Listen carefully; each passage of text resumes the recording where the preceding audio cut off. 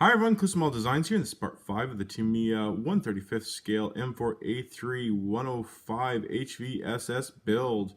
So we're pretty much complete at this point. There's only, one or two little pieces that need to go on the tank, but I'm going to save that for a little bit later just because I have this yet to be put on a diorama, and I haven't quite figured out, what kind of diorama I want to do yet with this. So the pieces that you have to go on is a little periscope that's going to be in the up position, as you can see that little hole there.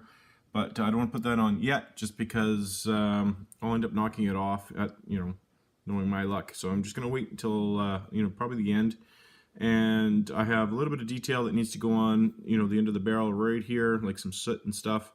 But I don't want to do that right now either because I'll end up touching it and then I'll get fingerprints all over the tank. So I'm just going to leave that, be for now. Nothing is glued on as far as the hatches go, and the turret is, loose right now because obviously it was never meant for, this frame.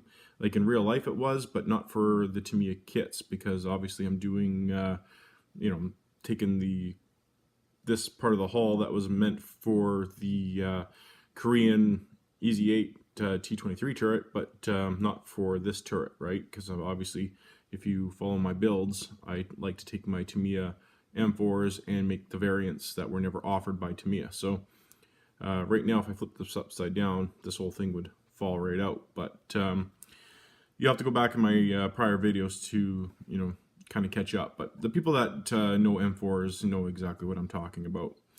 So before we take a tour around here, you'll see that I have a stir stick. Normally, I've been using popsicle sticks, but my last trip to Starbucks, I seen that they have these coffee stir sticks, and these are the exact same size, at least width-wise, that fit right perfectly into here. You just got to cut it lengthwise, right? So normally I've been using popsicle sticks, and it takes me a lot of sanding and stuff and all the rest of it to get it, to fit perfectly. However, these ones from Starbucks work perfectly. You just got to cut it here and here, but after a little bit of weathering and such, boom, they work great. I mean, yeah, you can get the aftermarket resin ones and paint them up, but why when wood is exactly what they use in real life, and this is wood. So just an idea, if you're ever at Starbucks or whatever and you get yourself a coffee, grab a bunch of these. Why not? So I thought I'd throw that in there now. Saves you a bit of work. Just weather them up, cut them up if you want, and you got yourself some natural wood. And if you want to add that detail in yourself. So anyway, let's just take a look around. So obviously the only weathering I did is what you've seen in the past videos. And now we're just kind of waiting to see what kind of diorama I want to put this in. And then, if it's forest, then we'll add mud and, foresty type of diorama stuff. And we'll go from there. But as you can see, we added the 50 cal in there. Now that isn't glued in either, so we can pivot back and forth and up and down. And I think we're going to add a crew figure to that one and have him, in the back there holding the 50 cal. So I think that'll look pretty cool. And then again, we'll decide what kind of crew figures and what hatches will be open, and then we'll go from there as well. We've got the Pioneer tools on. Again, everything will be more weathered up later, so everything is, not factory fresh, but, kind of gets the first layering of weathering, I guess you can, say. I haven't decided whether I wanted a tow cable in here or not. I'm still debating. Some had them, some didn't. I might even have it kind of coiled up in the back, and then, also decide on stowage gear. I have nothing for stowage gear yet, and, extra stuff on the sides. That will come.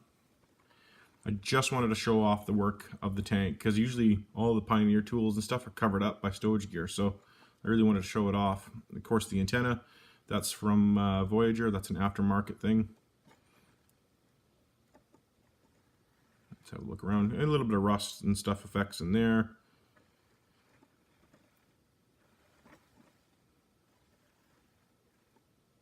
I really like the T66 tracks on this one. It really makes this tank look beefy.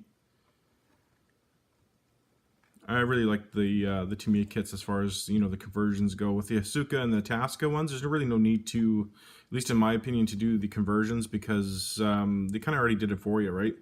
As far as I can see with the Tasca and Asuka ones, You can pretty much build them out of the box and then, you know, add a few things as you go, but they've already done the conversions for you. You just, you know, buy the variant you like and then build it from there. So I do have a bunch of the Tasca and Asuka models now, so you will see those builds, you know, coming soon. The jumbo ones especially.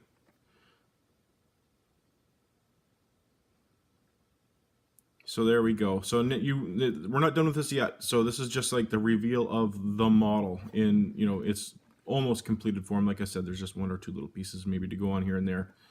But as far as the tank goes, it's pretty much complete. But this has been another fun one. I love conversions. It makes model building, you know, so much more fun. So thanks so much for watching, guys.